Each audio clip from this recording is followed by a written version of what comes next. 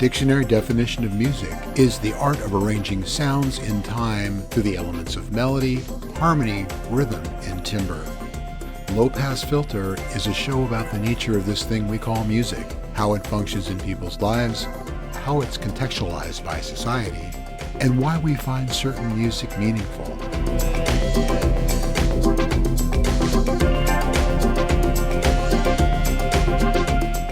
This is Low Pass Filter.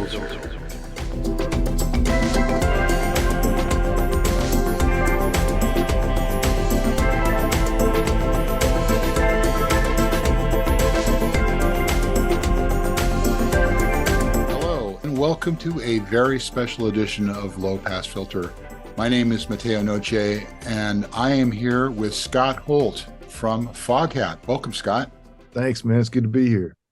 Yeah. Boy, where to start? Foghat has a long and storied history as a band. Yeah. And just doing a little bit of math here, by my calculations, you were 1 year old when they formed.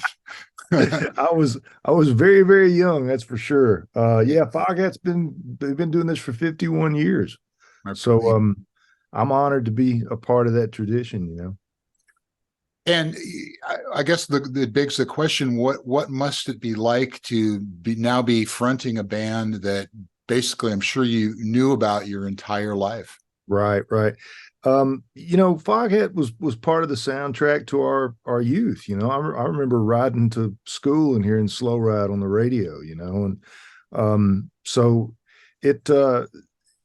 I don't remember a time that there wasn't a Foghat, you know, so that's kind of an interesting position to be in. And then, fortunately, back in 2014, Roger and I became friends, started writing songs together. I got to know Brian really well, and eventually Rodney, the bassist, and just got to be friends with them and creative partners, and the journey just kept going until finally, I was able to join the band. Right. Well, I mean, you've got some pretty big shoes to fill there because, of course, Lonesome Dave and Charlie, right, who friended the band for many, many years. Right. And I just wonder, kind of a same flavor. The last question is how you approach that, how you approach their legacy. Well, it's kind of, you got two lanes that you're trying to travel on. On the one side, you want to be, you want to honor the history of it. I'm very respectful of the things that Dave did in the band, and respectful of the stuff that Charlie did as well. But you're also in a band that's an active, real, forward-moving band. I mean, we're still creating new music and still doing stuff. So you have to balance both of those things out. When we play the catalog material, I try to be respectful of Dave's guitar parts and how he sang the stuff, and try to find something within my own experiences that can help me connect emotionally to it. And then with the new stuff, just try to keep the theme and the feel of Foghat alive and keep it growing and moving forward. Fortunately for me, Foghat as a band, over the catalog of their 16 previous records, had a really broad palette that they were drawing from. I mean, it wasn't just rock and roll. It was everything. I mean, they were doing a little bit of everything. So it's a broad palette to draw from. Right. And speaking of records, Foghat is releasing its 17th studio album, right? Yeah. Sonic Mojo. Tell us a little bit about that. Well, this is it's kind of a full circle thing. I mean, this record is a celebration of American music, which is what Foghat's been about forever. We have some songs that we wrote together as a band. We have some songs that were written by our friend Kim Simmons, who started Savoy Brown. Right. And so that's kind of a full circle trip, because Roger started out in Savoy Brown, and now here we are with some material that we wrote with Kim. And then we pulled some of our favorite classic tracks out, a B.B. King song, a Howlin' Wolf tune. There's even a song by Rodney Crowell, the great songwriter, who, oddly enough, Foghat had already recorded one of his songs on a previous record. So this wasn't even the first time we did a Rodney Crowell song. But just celebrating, the textbooks of Chuck Berry and Willie Dixon. That's what we're about. Yeah. And of course, your mentor and somebody you played with was is and was Buddy Guy. Yeah, he You still is. record yeah, absolutely, still out there, still doing it. Talk a little bit about how he influenced your playing, if he did. What did playing with Buddy Guy bring to what you do on stage? Well, the real truth of it is, Buddy Guy gave me a career. That was the first band I was in, the first job I had as a musician. Buddy took me all over the world. He taught me everything. He taught me not only how to play guitar and how to perform and entertain a crowd, but how to check into a hotel and order in a Chinese restaurant. I mean, he taught me everything.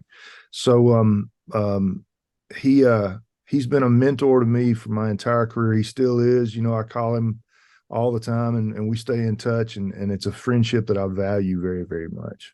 Yeah. Well, Foghat, and of course, I'm sure you and is a band that's sort of steeped in the blues. It's a rock and roll band, but it's really has that blues foundation.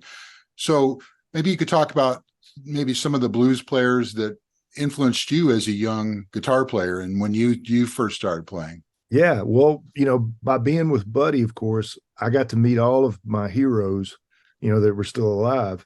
But I got to meet them as people, which is a very interesting perspective. I didn't just know John Lee Hooker from my record collection. I got to know John Lee Hooker as a person. Wow. Got to go to his house and spend time with him. Junior Wells, Albert Collins, B.B. King. These were people that I got to know not only as entertainers, but just as people. And it gave me a deeper insight into him. It's the same with Buddy, getting to spend time with Buddy and go to his house and hang out with him and talk about things that weren't music, and learn some different aspects of it. But they were all to a man. Every person that I've met in this business has been supportive and mentoring, and I've knock on wood, I've yet to meet a jerk. So oh, that's great. I got a pretty good batting average going. Yeah, and you have a long solo career as well. Yeah. Maybe you could talk a little bit. I think, do you have 7 solo records? Is that I got 7 records out. Yep. Yeah. After I left Buddy, after 10 years with him, I'd put out my second solo record. And the label that I was with at the time was wanting me to tour and support it. And it was just time to move on. I'd done everything I could with Buddy, and he was supportive. There was never a plan of me always staying with Buddy. It was always, well, when you get your own band or when you do whatever you're going to do. So I spent the next few years, touring on my own and still writing and recording and enjoyed that. It's funny how my career is sort of in the reverse. I started out with Buddy Guy. The second part of my career was being in a van, running up and down the road playing clubs, and so I kind of got the cart before the horse, and then after doing that for a while, and getting to hang out with Roger and the guys in Foghat, we were actually in the studio in Florida. I was writing songs with them for this new record for Charlie to sing. And he just decided that he wanted to retire. And it was a real split second decision. And they had gigs coming up in a couple of weeks. So they offered me the job. I said yes. And we pivoted and started working on the set list for the tour. So it was a trial by fire. I had to learn a lot of stuff really, really quickly. But they've been, what a great opportunity, though. I mean, and that's the serendipity that the music business has. Right. Sometimes you just in the timing is everything, they say, and you're in the right place at the right time. So exactly. What a fabulous opportunity for you. So what, Foghat is, like you mentioned, is a band that's been around for 51 years and playing shows for 51 years and recording records. And I think they have 5 gold records and 1 platinum record. So they're, I mean, what does a Foghat crowd look like now? I mean, is it a bunch of gray haired dudes? Is it a mix? Do you have a younger audience that are discovering Foghat? And you It's know a what? real interesting, it's an interesting cross section. You do have the older fans that have been with them since the beginning. You've got the younger fans that discovered Foghat from Guitar Hero or from the new Tom Cruise movie that came out last year, the Maverick. Right. Um, and you got everybody in between. You got people bringing their grandkids to see us, and you've got the grandparents coming, and it's a real cross section. And they're the most beautiful fans in the world. I mean, they're real supportive. They're real excited to see what we're doing and to hear the music that we're playing. And I mean, we live for the music. I mean, it's all about the music to us. So we're just grateful that they keep showing up. Well, I'm a guitar player too. Oh, cool. But so allow me to geek out for a minute here and Yeah. just ask you, what kind of a rig are you running? What kind of acts do you play, and what are you playing it through?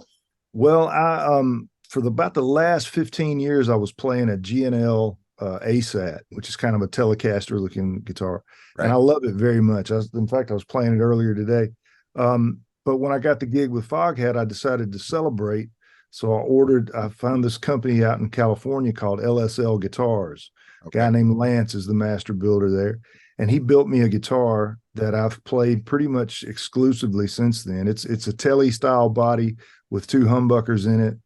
They're split coils though, so I can get kind of a single coil sound if I need to.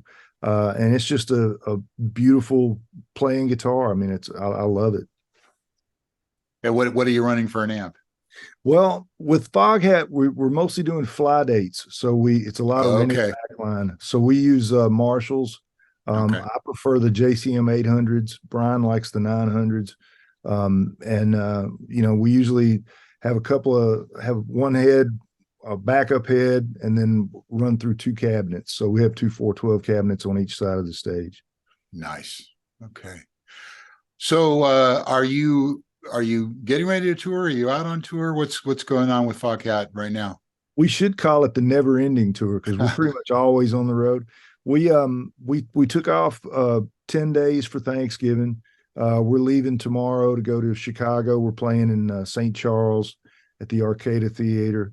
Then next weekend we're in Atlantic City.